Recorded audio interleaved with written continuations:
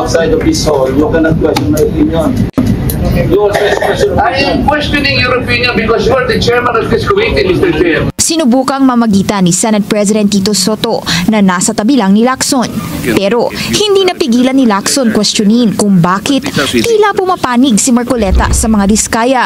Why are you so protective of the Diskaya? Why are you so protective? I am not protecting them. Bakit napaka-protective ni Rodante Marcoleta sa mga diskaya? Bakit napaka-protective ng mga DDS kay diskaya?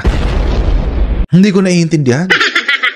Ang ganda ng ginawa ni Senator Ping Lacson. Instead of pinatulan niya si Marcoleta, pinagpatuloy na lang niya yung hearing. Alam niyo kung bakit? Kasi ang magsasalita dito si Henry Alcantara, di ba? Alam niyo naman yan eh. And ako, ang kutob ko, kaya may ganyang drama si Marcoleta ay para i-delay yung inevitable. Para i-delay yung testimonya ni Henry Alcantara.